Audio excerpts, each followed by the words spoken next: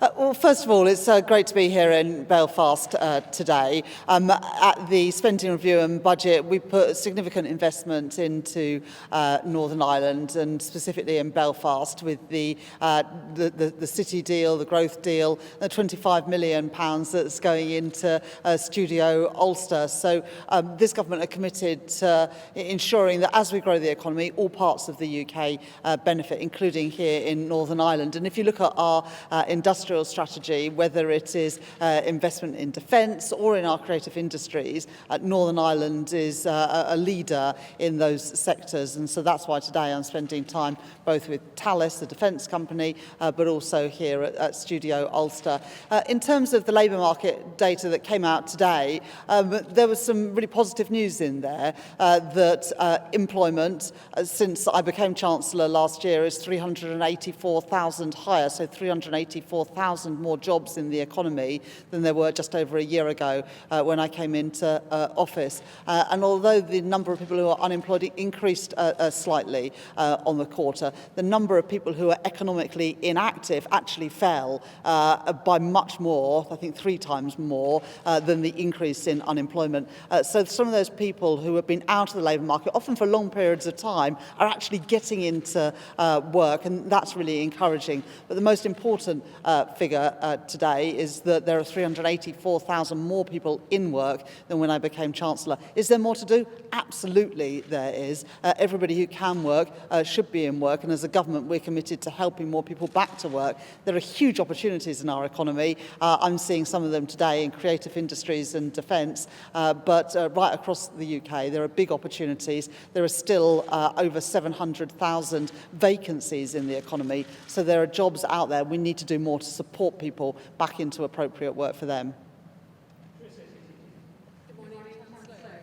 Your leader is economic growth, very important policy for your government, but do you accept the policies that your government have already will disproportionately affect Northern Ireland, given the fact that we have very dependent on SMEs, farm inheritance. These things will disproportionately affect Northern Ireland. So there are ways of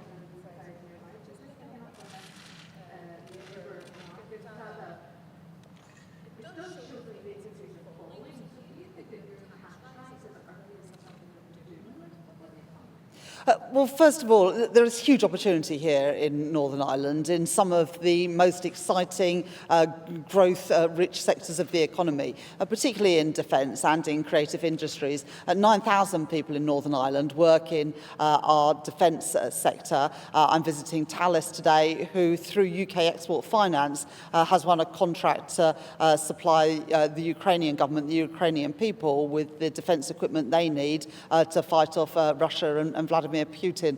So it's great to be there later today. But another big growth sector is our creative industries, whether that is video games or film or television. And talking to people who are working here, who are running their businesses out of Studio Ulster, we've got some of the best facilities, not just in the UK, but in the world here. And that reflects investment both by the Northern Ireland Executive, but also by the UK government, and specifically through the Belfast City growth deal that we announced as a government, £25 million of investment, supporting jobs, supporting innovation here in Northern Ireland. Vacancies remain at a historically high level, more than 700,000 vacancies in the economy today. And if you look at the growth numbers in the first quarter of this year, we were the fastest growing economy in the whole of the G7, whilst the US economy shrunk in the first quarter of this year. The UK economy grew. We'll get data for the second quarter of this year later this week, but we are creating more jobs, 384,000 additional jobs compared with a year ago. Wages are rising at a faster rate than inflation, putting more money in people's pockets. Is there more to do?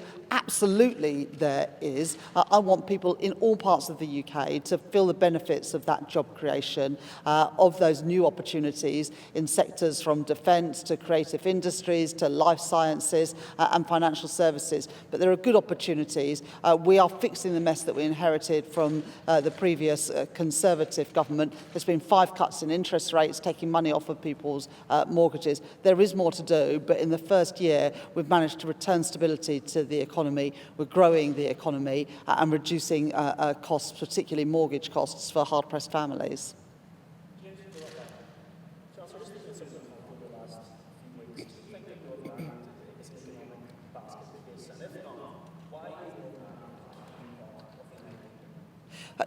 Northern Ireland is absolutely crucial for the United Kingdom, including for our growth prospects. We've got here at Studio Ulster not just the best facilities in the UK, but the best facilities in the world for a part of our economy that is globally growing at such a fast rate. And this is the best place in the world to make those investments, to start a business, to grow a business, whether that's in video games or TV or film. That's really exciting, and we benefit hugely from the thriving creative industry sector here in Northern Ireland. But also governments around the world are increasing what they're spending on defence because the world has changed. We can see that all around us, and the threat levels are increasing. And as we invest in defence, both to keep Britain safe but also to keep Europe safe, there are businesses here based in Northern Ireland who are producing the equipment to do just that. And one of the decisions that myself and the Prime Minister made just a few months back was to award UK export finance money, something that this Labour government has increased to protect and grow the number of jobs in the defence sector here in Northern Ireland.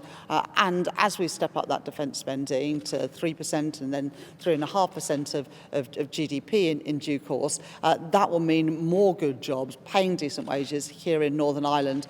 My economic belief, my strong belief, is that all parts of the country should be able to contribute to economic growth and prosperity, and all parts of the country should benefit from economic growth and opportunities. That's not been the case for far too long in the UK. Small parts of the country, a small number of industries, a small number of people have benefited when the economy's grown. That's not the model of economics that I believe in. I believe that growth has got to come from all parts of the country, and everybody should have that ability to be able to contribute. And that's why investments in things like the Belfast City deal, Studio Ulster, and also those investments in defence spending, which do particularly create jobs outside of London and the South East, are so important for this government's plan to grow the economy.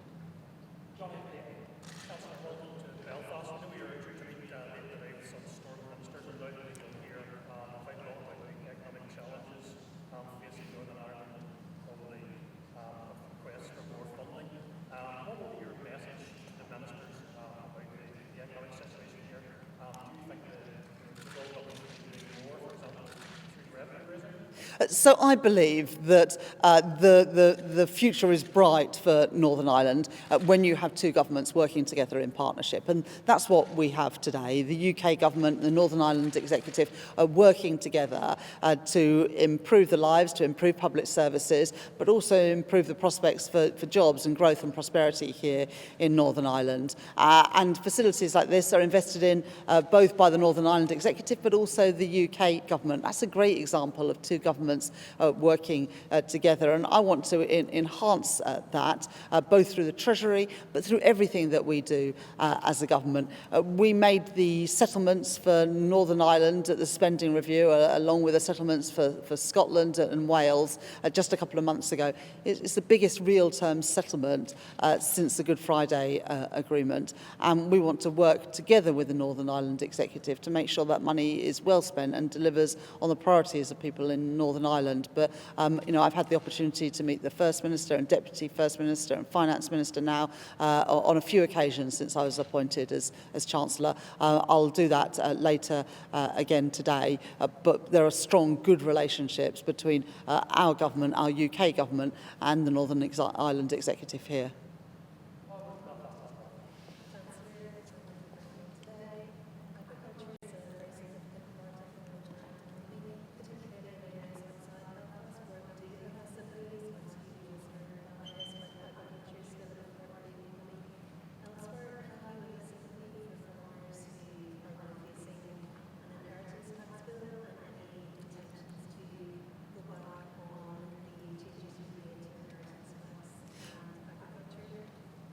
So last year in the budget, I had to raise significant sums of money to put our public finances back on a firm footing, but also to put that record investment into our NHS and also to provide that record settlement for the Northern Ireland Executive, the biggest real-term settlement since the Good Friday Agreement. And that money is only available because of the decisions that we took in the budget last year. But they were the right and they were the fair decisions. We didn't increase the taxes that ordinary working people paid.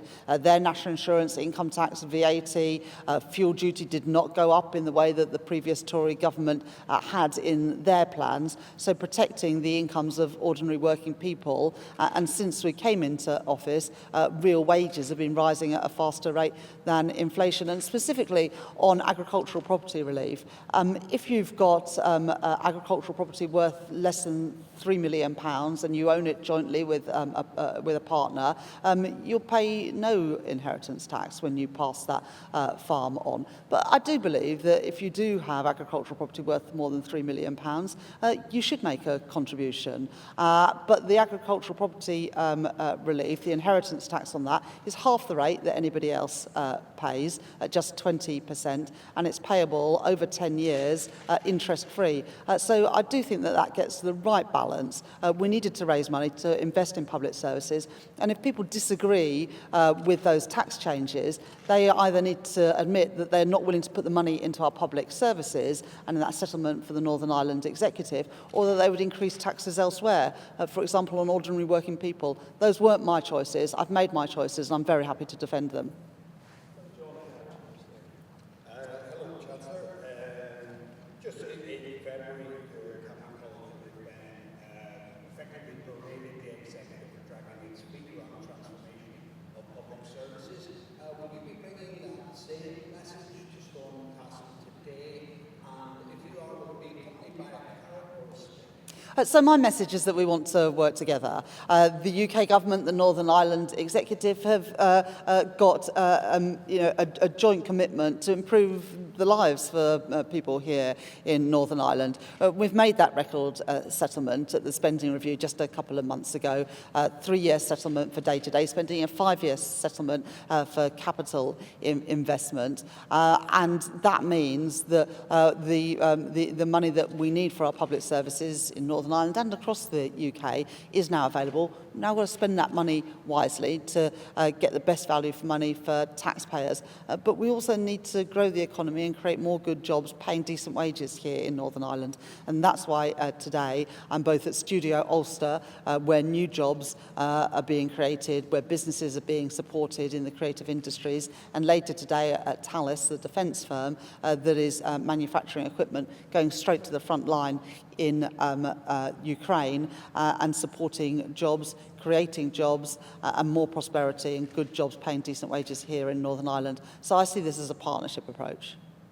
Last, certainly not least, David from the newsletter.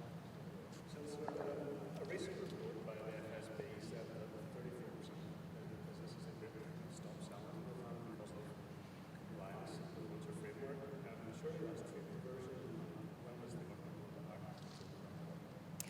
So we are implementing the Windsor Agreement, but we're also building on it with the deal that we struck with the European Union in May this year that we are now going on to implement. And those things facilitate more trade and the flow of goods between Northern Ireland and the rest of the UK, and indeed Northern Ireland and the European Union. And we want to make sure that businesses here in Northern Ireland, but also businesses in the rest of the UK, have access to the markets here in Northern Ireland. But I think that normalisation of relations with the European Union is incredibly important, including for people in Northern Ireland in a whole range of sectors, whether that's in food and farming or fishing, or indeed in other sectors of the economy that benefit from those improved trade relations that we've managed to secure as a government.